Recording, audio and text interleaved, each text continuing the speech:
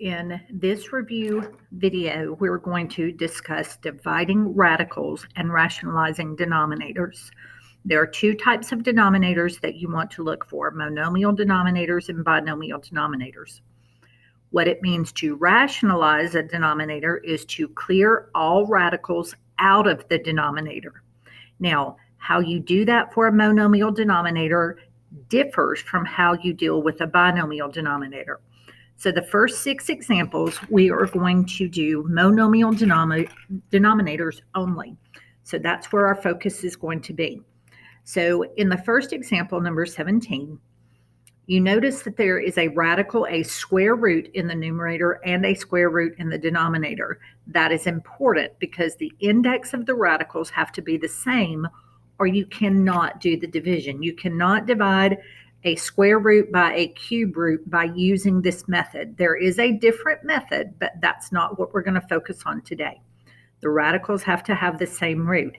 So in this particular problem, what we need to do is we need to think, this is our thought process, 6 over 2, which are the coefficients out in front, that gives me a 3. And then I need to think about the square root of 480 divided by the square root of 6. Now, 6 goes into 480 evenly 80 times. So I can reduce that and it becomes the square root of 80 because 6 goes into 480 80 times. Now, you can only do that if both numbers are under a square root.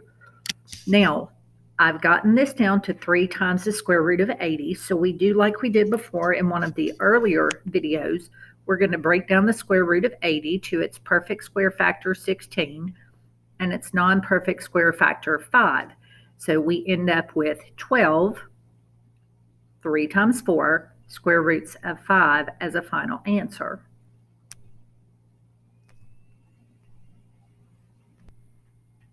In the second example, we have a cube root divided by a cube root.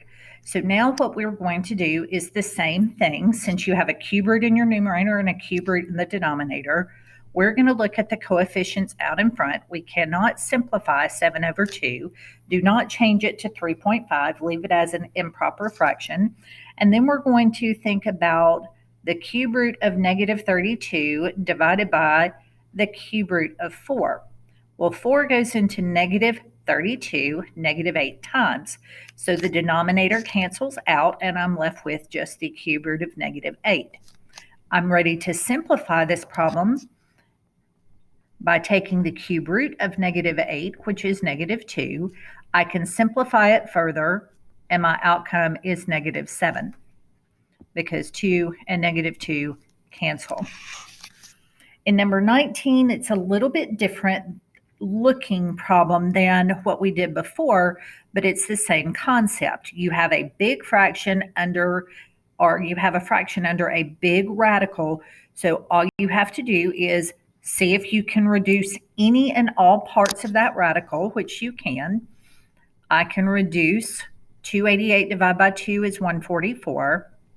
I can use my exponent rules and reduce the j's to j to the 5th. And my k's to k to the 3rd. Now I need to simplify this radical. Be careful, it's really tempting to say the square root or the cube root of 144 is 12, but you cannot do that because you're looking for a cube factor. So I need to break this down into the perfect cubes and the non-perfect cubes. So what I'm going to do here is 8 goes into 144, and then I need to break up my j. And my k can stay the same. So 8 times 18, I need a j square in my non-cubed radical. So now I'm going to take the cube root of the first radical, which is 2j and k, and I'm going to leave the cube root of 18j square alone. I cannot simplify that. So that would be my final answer for number 19. Now, what's different in number 20 is that I only have one radical, and it just so happens to be in the denominator. I cannot reduce 5 and 10 because 5 is not under a radical. If it were, that would be good, but we can't do that. So in this situation, we are going to simply multiply the top and the bottom by the square root of 10 over the square root of 10. Now, when you do that, That's like multiplying by 1, so that's okay. So when I multiply my numerators together, I get 5 square roots of 10 over the square root of 100. Then I can simplify the square root of 100 to just 10, and then I can reduce the 5 and the 10, so I end up with 10 square root of 10, over 2. 5 goes into 10 twice. Number 21, this one does have a square root in the numerator and the denominator, but I cannot simplify or divide that out. 3 does not go into 8 evenly. What I can do is I can reduce 6 over 4 to 3 over 2, and I'm going to multiply. Let's back up there. We're going to do this a little bit different. I'm simply going to multiply the top and the bottom by the square root of 3. So I end up with 6 square roots of 24 across the top, 4 times the square root of 9 on the bottom. So I need to simplify my numerator, so 6 square roots of 4 times square roots of 6, and then I have 4 times 3 on the bottom. So I end up with 12 square roots of 6 on the top, and I end up with 12 in my denominator. The 12s can cancel, so my final answer would be square root of 6. In the last problem, I do have a square root on the top and a square root on the bottom, and it just so happens that I can actually reduce the square roots, what's under the square roots. 216 divided by 3 is exactly 72, so I can reduce that. So right now I have 1 over 2x. Those are the coefficients, 1 over 2x. And then I can reduce 216 divided by 3 is 72. X to the 5th divided by x to the 3rd is x squared. Then I have to break down that 72x squared. So I get 36 and x squared as perfect square factors and 2 as the non-perfect square factor. So I end up with 1 over 2x times 6x times the square root of 2. And when you cancel, you end up with 3 square roots of 2. 2x goes into 6x 3 times. 3 square roots of 2 would be my answer. Now, those are several different options for simplifying radicals with monomial denominators. The next 2 examples, we're going to talk about how you deal with binomial denominators, because you need to multiply the numerator and denominator by the conjugate in order to get rid of the radicals in the denominator. So I'm going to just briefly go back over what conjugates are. If you have a plus b, the conjugate to that would be a minus b. And if you multiply conjugates together, a plus b times a minus b, that gives you a difference of squares every single time. So you do not have to completely FOIL it. Anytime you multiply conjugates together, you can simplify them by just simply saying a squared minus b squared every single time. If you don't want to use that shortcut, you can always FOIL it out. So on the first example, I'm going to use the shortcut. On the second example, I'm going to completely FOIL everything out just so you can see. It doesn't really matter which method you use. They'll both work. So in number 23, I need to get the square root of 5 out of the denominator. Now, I can't just multiply by the square root of 5 because it will not clear the radical out of the denominator because you have a binomial denominator.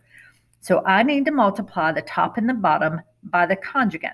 Since I have negative 1 minus b, I need negative 1 plus square root of b. Okay, now notice up here the a value does not change. Oops. My a value does not change. It's my b value that changes. So I need to do top and bottom by that conjugate. I will distribute across the top, and I will FOIL, or basically shortcut FOIL, which is a squared minus b squared. So across the top, I get negative 4 plus 4 square roots of 5. On the bottom, I get negative 1 squared minus the square root of 5 squared. So across the top, I get negative 4 plus 4 square roots of 5 over 1 minus 5, because the square and the square root will cancel. That gives me negative 4. And then I can reduce the entire fraction by negative 4. So that would give me negative 1, or positive 1, I apologize. A negative divided by negative is a positive, minus square root of 5. That would be my final answer. Now, when you reduce, you have to reduce all of it. You have to reduce every number that is not under a radical. You have to leave the square root of 5 alone because it is under a radical and nothing else can reduce with that number. Now, in the second example with the binomial denominator, I am going to multiply top and bottom by square root of 5 minus 4 over square root of 5 minus 4. And I'm going to FOIL both the numerator and the denominator. So when I FOIL 3 times square roots of 5, then I get 3 times negative 4, which is negative 12. Square root of 5 times square root of 5 is positive square root 25.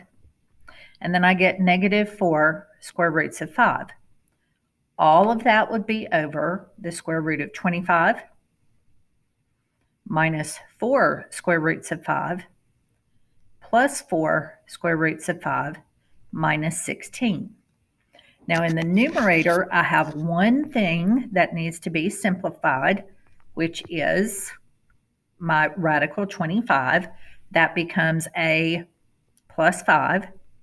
So I end up with negative square root of 5 minus 7 on the top. On the bottom, I have two terms that cancel. I have another square root of 25 that has to be simplified. So that would end up being 5 minus 16, which is negative 11. Now, most mathematicians do not want negative denominators.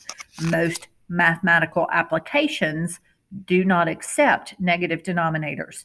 So what I'm going to do is I'm going to take all of this and divide by negative 1, which basically changes the signs on each of the three terms. So I end up with square root of 5 plus 7 over positive 11. That would be what you need to type in as your final answer. Now, this is the end of the review for the dividing of radicals. If you have any questions, please make sure you contact me.